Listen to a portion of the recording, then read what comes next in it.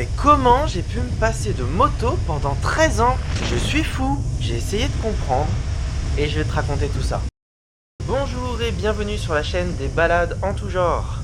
J'ai arrêté la moto pendant 13 ans et aujourd'hui je vais te raconter pourquoi et quel a été le déclic pour la reprise. Je te propose de faire ça sur fond d'enregistrement d'une de mes balades. Avant tout, c'est bien de savoir comment chacun est arrivé à la moto. En ce qui me concerne, quand j'étais petit, je jouais avec des petites voitures et des petites motos. Et je sais pas vous, mais pour moi l'envie était déjà là.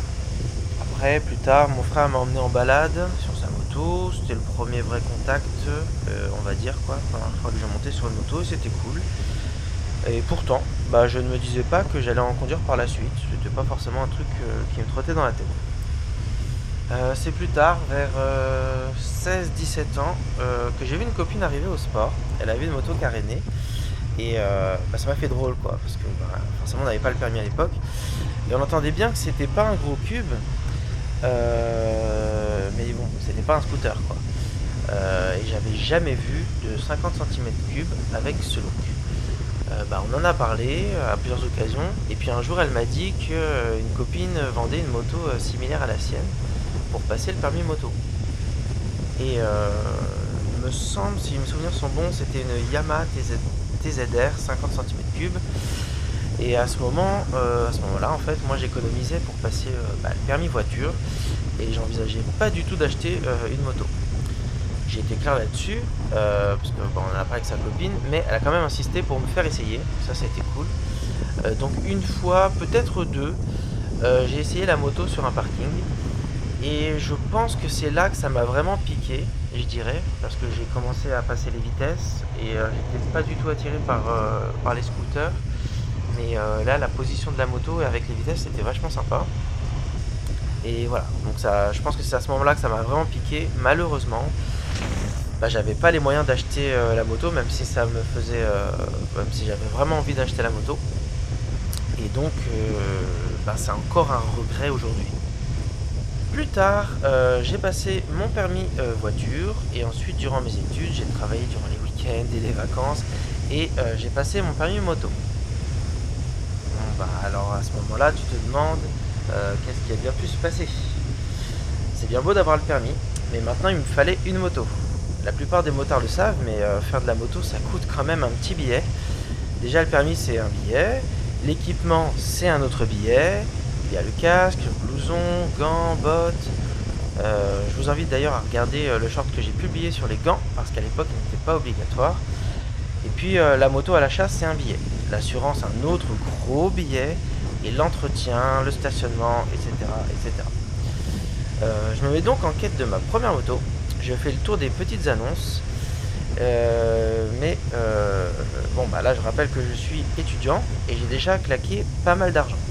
Donc à l'époque je cherchais une CB500 de deuxième génération ou une R5 ou une GS500, enfin bref, une moto simple et économique. Mais les CB coûtaient trop bien déjà et les autres étaient soit au même niveau de prix, soit trop anciennes ou kilométrées. Donc ça n'en faisait pas des mauvaises motos, mais il fallait pouvoir assurer le coût de l'entretien derrière. Ça c'est un truc que j'ai vu en voiture, donc je savais qu'en moto c'était pareil, faut faire attention à l'entretien. Donc je ne trouve pas de chaussures à mon pied, et puis je tombe sur l'annonce d'une ER6N au prix de vente raisonnable pour mon budget et dont le coût d'entretien ne devrait pas exploser tout de suite.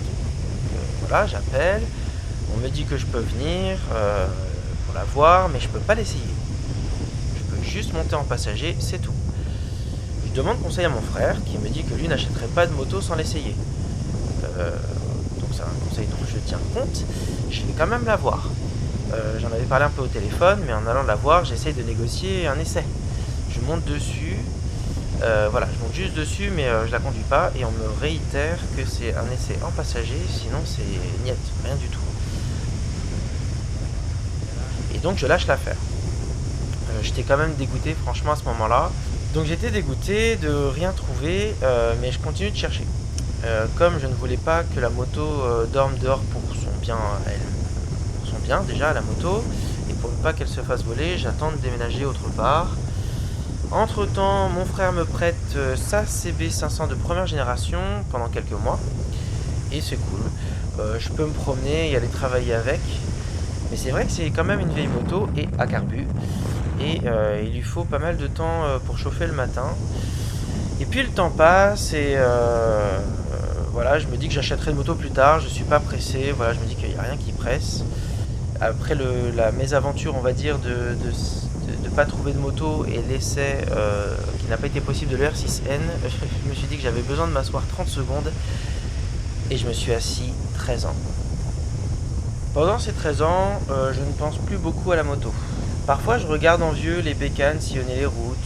Je me dis pourquoi pas moi, et puis j'oublie. J'ai d'autres projets, j'y passe tout mon temps. Je ne t'apprends rien, dans la vie, il y a des hauts et des bas. Il y a de cela plus d'un an maintenant, j'ai eu un gros bas, plus un souci de santé comme cela peut arriver à tout le monde. C'est le genre de moment où la vie te rappelle que tu n'en as qu'une et que le temps perdu ne se rattrape jamais. Alors je me lève et je me dis que je vais reprendre la moto, il est temps. Je pars en quête d'une moto qui me fasse plaisir. Ça pourra faire l'objet d'une vidéo dédiée d'ailleurs, parce que j'hésitais entre plusieurs modèles. Finalement, je vais dans une concession près de chez moi et je monte sur une bécane dans leur showroom. Bingo, je retrouve immédiatement un sentiment familier. Je sais que je vais reprendre, mais ce ne sera pas celle-là. Puis je repère une annonce chez un concessionnaire, à plus de 3 heures de chez moi. J'appelle et je saute dans la voiture sans réfléchir avec mes équipements que j'ai conservés. Le vendeur très aimable me demande mon permis, peut-être un chèque de caution. Mais je peux essayer la moto tout de suite. Et quel contraste avec le pseudo-essai de l'ER6N 13 ans auparavant. Donc je prends la moto, je pars avec, ça se passe franchement bien. Alors je suis un peu rouillé mais ça se passe bien. Je reviens et je fais un chèque pour la réserver. 1 ou 2 semaines plus tard, cette fois-ci je reviens en transport. J'aurais pu prendre des leçons de moto en moto-école pour me rafraîchir un peu de tout ça, mais comme je vais faire plus de 3 heures de route pour la ramener, on va dire que je vais partir sur une leçon accélérée en conditions réelles. En fait j'ai confiance, mais si je n'avais pas trouvé cette moto tout de suite, je pense que j'aurais repris une leçon ou deux. Je ramène la moto, tout se passe très bien et je suis aux anges depuis. Je me demande encore comment j'ai pu me passer durant toutes ces années de moto.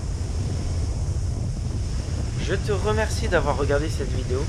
Et si toi aussi tu veux me partager ton expérience de la moto, l'espace commentaire est là pour ça.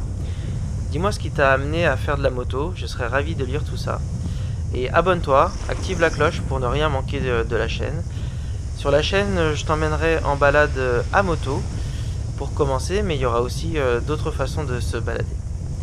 Mets un pouce vers le haut s'il te plaît et partage la vidéo à tes amis. Peut-être qu'eux aussi ont une expérience particulière à partager en commentaire. On se retrouve très vite, à bientôt, ciao ciao.